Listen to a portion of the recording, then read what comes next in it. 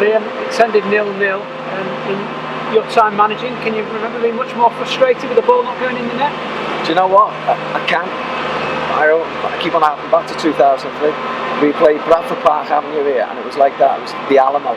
We should have ended up winning 7-0, and in the 93rd minute we scored and we lost 1-0. But so I was dreading a little bit of the last minute. But all I can say is, you know, they've all put a shift in. They've all done great.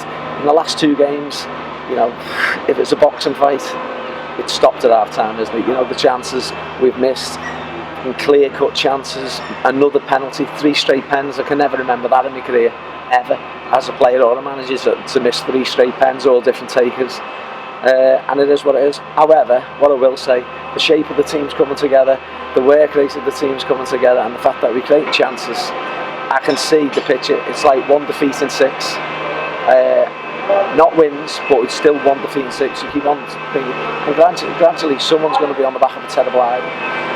And you started today with Barras on the left, and then you had Devon Green on the right, and that just gave you that bit more shape, and the team seemed to be more free-flowing. And earlier on in the season, you'd often lament the fact that we weren't necessarily creating chances, but now we are.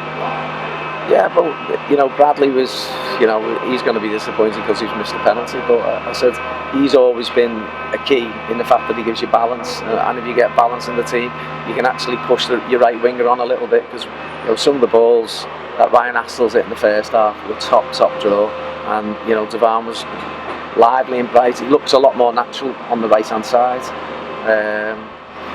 But you know, as I said, it was a team performance today. You couldn't single out anyone. All I will say, I can't recall Dan having 1 shot to save in the 90 minutes.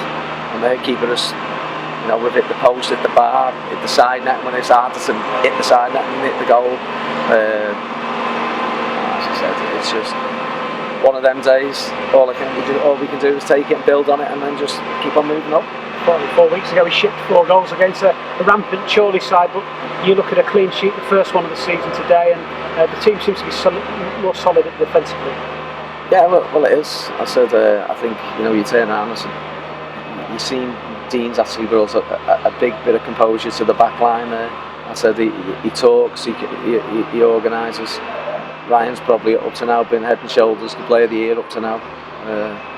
So Dan's getting better. Regan was probably, you know, he's a good player, Thompson, really good player.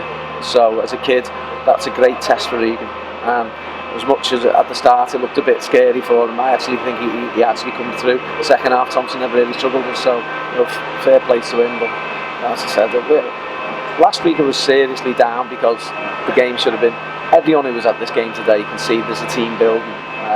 You can see the work rate, you can see the togetherness of the 11 who were on the pitch out there, and not just as in being good, working hard and all being together. You can see actually the link-up plays coming. So I said, hopefully we just start turning the draws into wins soon. You look at confidence, and if the team had won a couple of games, that sort of game today when you score early on and you get the ball in the back of the net, and if you were just waiting for that moment. To be fair, John, I always think in any level of football the first goal's vital. And as you said, you know, last week the first goal's a penalty, we miss it.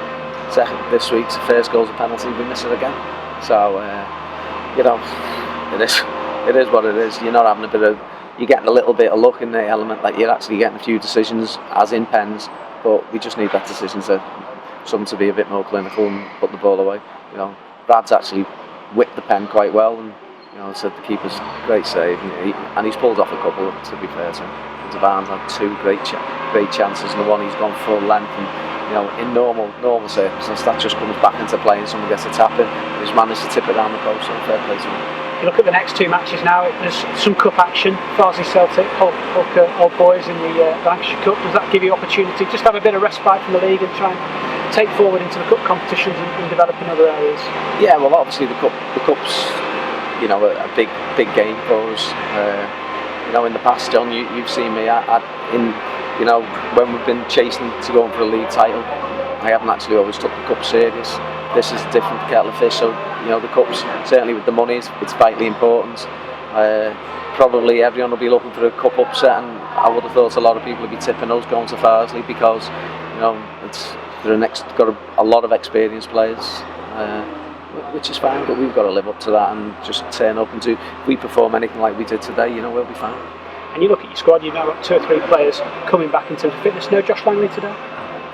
Now, Josh has had his nan passed away on Thursday, so he was at the game, but obviously he wasn't in the right frame of mind to play.